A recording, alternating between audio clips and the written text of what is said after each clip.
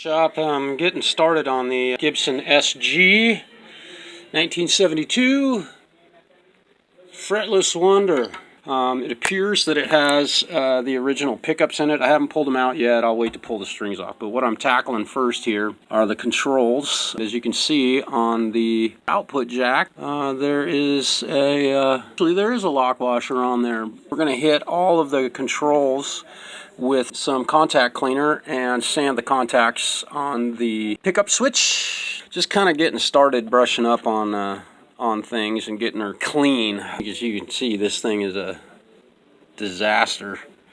All this white guck in here. I've taken a brush to a little bit of it and knocked a bunch of it out. So probably going to pull the Bigsby off of this. The Bigsby is a little loose here on its rotation, and you can hear it squeaking. There's a bit of movement in that before it actually pushes down on the spring. So there's a washer underneath here that you may be able to see right there, kind of a pink colored washer. Get that performing well. The Bigsby works really well, even with this old saddle. The roller saddle's an ideal setup, but we're going to leave this original. I doubt this had a roller saddle on it. And this looks like an ABR1. We'll take it off and take a look at all that when I get the strings off of here. I've oiled the truss rod nut, started doing a little bit of just cleaning, the basic stuff that I do without much consideration for whether it works or not. We just go ahead and clean those pots. So we'll be back.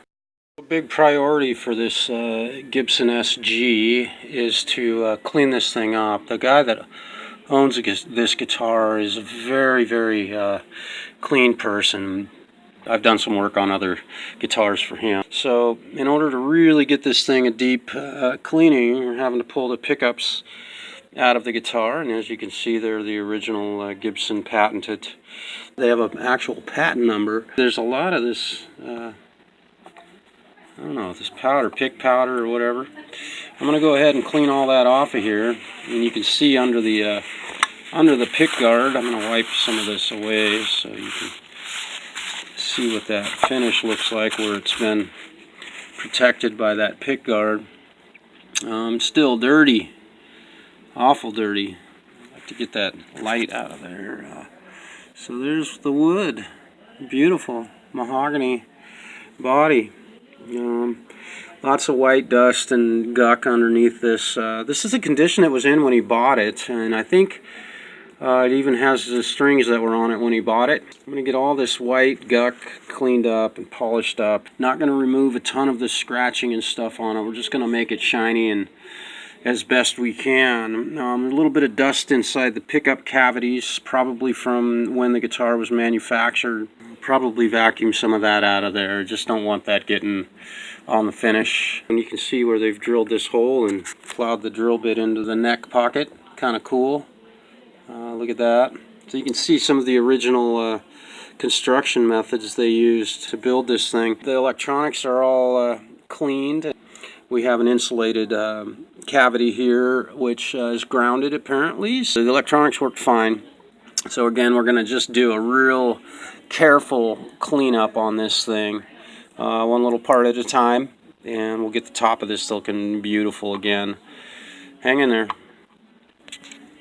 Gotten the top of this thing cleaned off as best we can. Some scratches.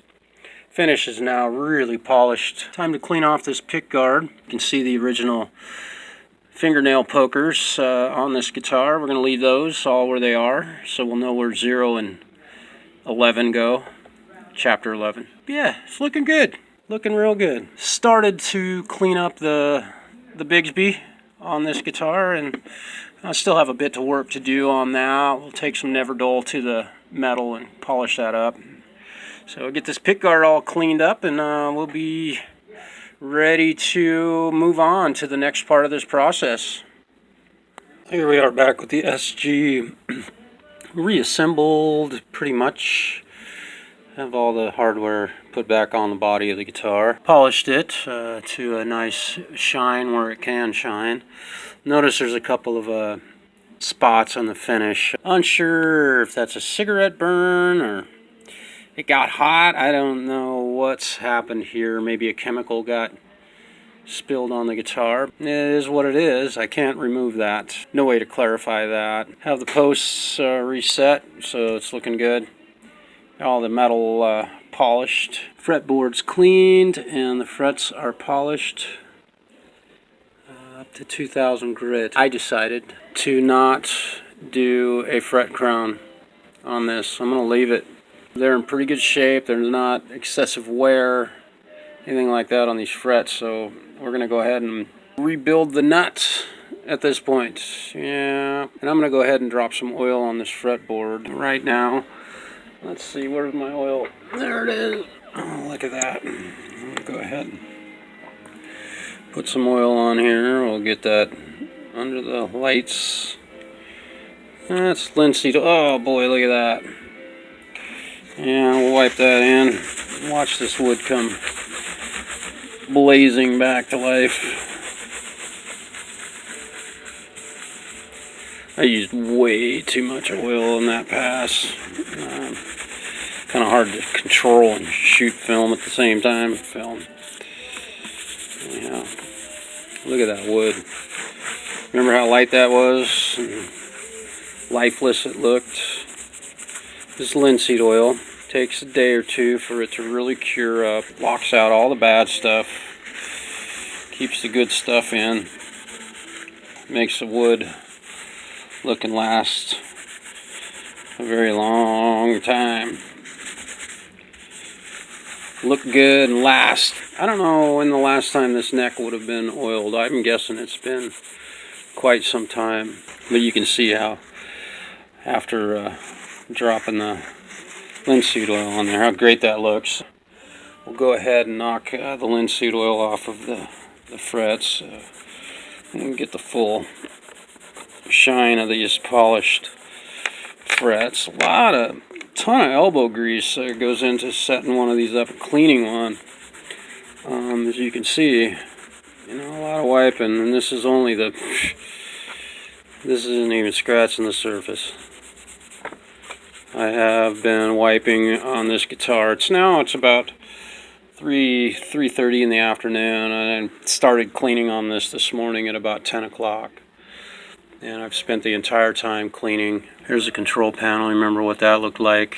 A few specks of dust on there.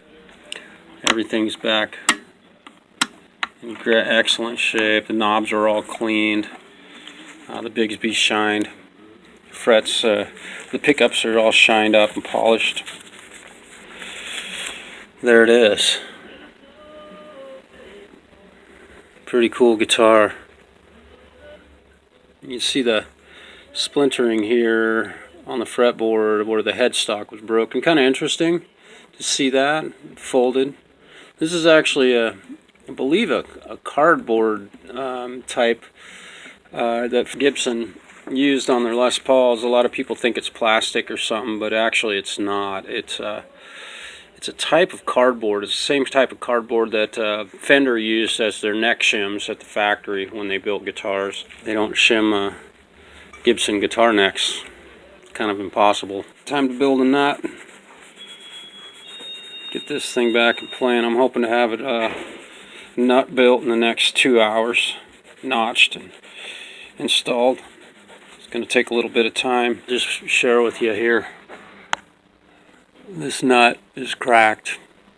It's functional, but he wants a new one on there. Boy, I'm debating. I'll get back to you.